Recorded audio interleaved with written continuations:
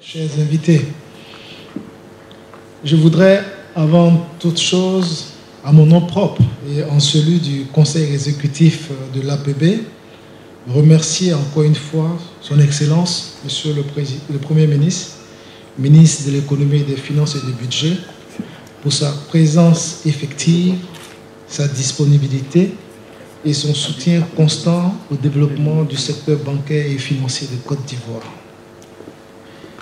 Monsieur le Premier ministre, avec votre permission, ces remerciements s'adressent également à vos principaux collaborateurs, notamment à Monsieur le ministre auprès du Premier ministre chargé du budget et à Madame le ministre auprès du Premier ministre chargé de l'économie et des finances pour leur constance, leur conseil avisé à notre organisation et pour toutes les réformes qui sont engagées sous votre égide pour l'amélioration de l'environnement des affaires et la consolidation de notre industrie. Soyez-en remerciés. Avant que des voix des plus autorisées que la mienne le fassent, je voudrais souhaiter la traditionnelle Akwaba et la cordiale bienvenue à Abidjan à tous nos amis, nos collègues et maîtres de conférences et collaborateurs candidats venus de la France, de la Guinée, du Burkina Faso, pour participer au grand oral de l'Institut technique des banques de Paris, organisé par le CFPB France. Je salue également la présence du représentant du directeur national de la Banque centrale à cette cérémonie. Monsieur le Premier ministre, Monsieur le ministre, Mesdames et Messieurs, il me plaît de partager avec vous la fierté qui m'anime ce jour, qui consacre la reprise de l'organisation des sessions du Grand Oral de l'ITB à Abidjan à compter de cette année 2015 et ce depuis 1999. Ma joie est d'autant plus grande que cet événement marque une confiance renouvelée du Centre de formation à la profession bancaire de Paris en France, en la Côte d'Ivoire, et ceci grâce au travail acharné à tous les niveaux effectués par le gouvernement de la République de Côte d'Ivoire sous la houlette de son Excellence M. Daniel Kablan-Duncan, Premier ministre de Côte d'Ivoire, et sous le leadership de son Excellence M. Alassane Ouattara, président de la République de Côte d'Ivoire, dont la vision de faire de la Côte d'Ivoire un pays émergent à l'horizon 2020 nous engage tous. Au nom du Conseil exécutif de l'APB, je voudrais particulièrement remercier la direction du CFPP avec à sa tête son directeur général, M. Michel Piano, pour avoir accepté que les sessions du Grand Oral de l'ITB se tiennent désormais en Côte d'Ivoire. Comme on le dit, welcome back in Abidjan. Monsieur le Premier ministre, Monsieur le ministre, Mesdames et Messieurs, comme M. Piano l'a si bien indiqué, le diplôme supérieur de l'ITB est en réalité le diplôme de référence du banquier dans l'espace UMOA. Ce diplôme créé, comme il a indiqué, depuis 1950, permet de préparer les collaborateurs des établissements de crédit à exercer des hautes responsabilités techniques et managériales dans les banques et établissements financiers de l'espace francophone.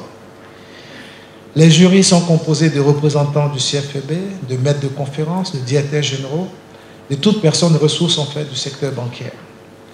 Le grand oral qui se réunit aujourd'hui à Abidjan a l'avantage de drainer en Côte d'Ivoire les candidats qui viennent de la Guinée et du Burkina Faso.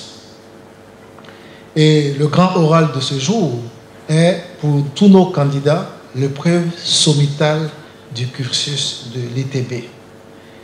Les échanges portent sur divers sujets, le rôle de la banque et son positionnement dans l'économie, l'environnement réglementaire de la banque, la gestion financière, le pilotage commercial, la gestion des ressources humaines. Mesdames et messieurs, le système bancaire est l'un des tout premiers partenaires de l'État en matière de développement économique du fait qu'il joue un rôle primordial dans la création monétaire et la mobilisation des ressources pour le développement économique. En effet, les banques sont des établissements financiers qui collectent des dépôts du public et qui accorde des crédits aux entreprises et aux ménages. Notre place bancaire, celle de la Côte d'Ivoire, continuera de financer l'économie, de continuer des politiques d'expansion de réseau afin de collecter davantage de dépôts partout en Côte d'Ivoire, et ceci afin de consolider notre leadership au niveau de la région ouest-africaine et avec l'ambition également de faire partie des places bancaires les plus attrayantes du continent africain. Fort de ces réalités, le Conseil exécutif de l'APB, que j'ai l'avantage de présider, estime que la formation du capital humain constitue l'un des leviers les plus efficaces qui soient pour améliorer la performance des collaborateurs afin de pouvoir réaliser nos ambitions. Nous estimons que des agents bien formés participent inéluctablement à l'amélioration des prestations de services bancaires, à proposer des dossiers de crédit bien structurés et à mieux gérer les risques inhérents à notre métier. À ce stade de mon propos, j'adresse tout mon soutien et mes encouragements aux candidats à cet examen du grand oral de l'ETB. Comme vous le savez, la formation fait partie des missions de l'APB. L'année dernière, ici encore, nous avons lancé en collaboration avec l'Université Félix Houphouët-Boigny d'Abidjan la licence professionnelle de banque. Et la première promotion, je souhaite qu'ils se fassent entendre. Ils sont dans cette salle, je pense qu'ils peuvent s'applaudir. Voilà. Comme nous l'avons promis, Monsieur le Premier ministre, nous avons une première promotion de 25 jeunes Ivoiriens qui ont commencé cette formation. Mais comme on le dit, l'avantage qu'ils ont, c'est qu'à leur sortie, ils seront déversés systématiquement dans le système bancaire. Donc eux au moins, ils n'ont pas de souci d'employabilité. Donc c'est un avantage. Merci. Chers collaborateurs, les sessions qui vont se dérouler se feront dans le respect des principes de neutralité, de probité, de confidentialité, d'égalité, de traitement des candidats, depuis les épreuves jusqu'à l'attribution des notes. Je souhaite que ces sessions soient une opportunité afin que vous puissiez faire montre de vos capacités techniques et comportementales devant les personnes ressources composant les différents jurys. J'en profite pour féliciter tout le comité d'organisation qui a pris toutes les dispositions pour le bon déroulement de cette session. Je ne saurais terminer mes propos sans renouveler encore une fois toute ma reconnaissance et mon infinie gratitude à son Excellence, Monsieur le Premier ministre, ministre de l'économie, des Finances et du Budget.